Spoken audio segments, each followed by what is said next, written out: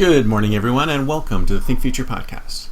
I'm your host, Chris Kalabukas, and once again, we're coming at you live from deep in the heart of Silicon Valley, California. So those last couple of episodes, I was attempting to use a teleprompter. Didn't go so well, so I'm just going to wing it this time and see how it works. So today I'm going to talk a little bit about work and your job. And let me tell you a little bit about the first job I ever had. And I actually had a job before this, but that one was kind of lame and didn't really help me too much. But this one really taught me a lesson. It not just taught me a lesson about the world of work, it taught me a lesson of what I wanted to do with my life, which is amazing. Because a lot of times, jobs don't teach that kind of thing, right?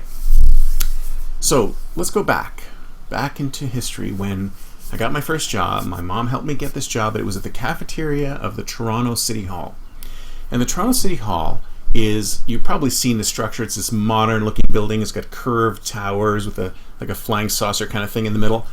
And it was really an amazing structure built in the 60s, modern. Everybody thought but it's kind of forbidding for people.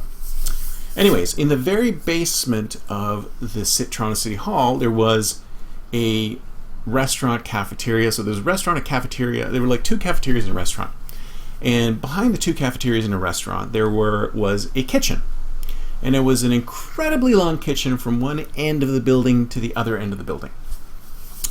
And that is where my mom got me a job. So she goes, hey, I can talk to the manager, the kitchen manager, the guy named Mario.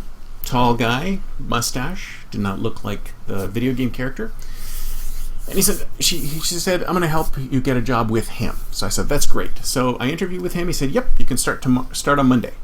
So come in on Monday and we'll get you all set up with your kitchen whites and we'll put you to work. And as I was walking through the kitchen, on my way to the interview, my way out of the interview, there was a lot of bustle going on. People were making sandwiches and cooking food, and there were donuts being made. It was great. This is in the day before all sorts of prepackaged food there was, right?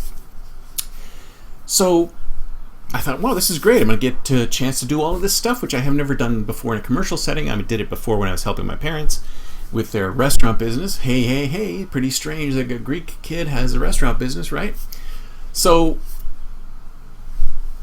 next Monday, I come in, I get my whites on, and I'm standing there in the manager's office. And he says, I don't really have anything for you to do food-related, so I want you to wash the walls. And I said, what do you mean wash the walls? And he goes, I want you to wash the walls. And I'm like, okay. And he took me out, and he brought me over, and he got me a bucket and a mop. And he pointed to the walls, and he said, I want you to wash the walls. And it was this what you'd normally get in these older kitchens. It's just white tile walls, 8 foot high and literally 500 feet long. So it was an extremely long, skinny kitchen, and it was a kitchen for all two cafeterias in the restaurant. One kitchen for all of it. Extremely long and skinny. And as I'm looking at this incredibly long stretch of kitchen wall, I'm thinking to myself, oh my God, this is going to take forever. So I started washing the walls. Took me 4 days to wash the walls from one end to another. 8 solid hours of washing a wall, because he basically had nothing for me to do that was really useful. So he asked me to wash the walls, and the walls were actually pretty clean. Somebody must have already washed them, so they were not that dirty. So I use this phrase a lot in my future dealings when it comes to jobs that seem to have no useful purpose, right? I mean, if you're a Star Trek fan, you remember Captain Dunzel from The Ultimate Computer. Captain Dunzel was a part that serves no purpose. That's what a Dunzel was in Starfleet. And these are jobs that serve no purpose. And yeah, so it actually did teach me I didn't want to work in food service, first of all. And it also taught me that there are some jobs that are basically worthless. They're useless. They're nothing.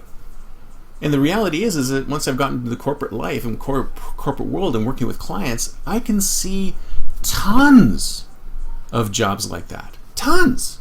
In fact, many major corporations are full of people who are just and they're not washing walls, they're pushing bits. But the reality is that, it's kind of like Office Space. They're creating these TPS reports that nobody reads. So many organizations have jobs that are pointless. They're washing the walls. And if you find yourself in one of these jobs where you're literally washing the walls, you're creating or doing stuff that has no impact whatsoever to the organization, and maybe it's something that you hate doing, then maybe it's time for you to get out. And if you run this organization, you're a leader in this organization, why do you have these jobs at all?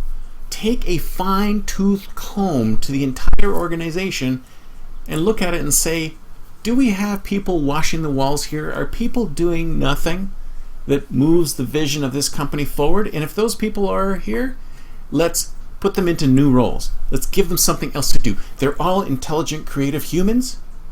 They can do something else. They can help us with our corporate vision, but not in the job of washing the walls. That's it for me for today. See you next time, and until then, don't forget to think future.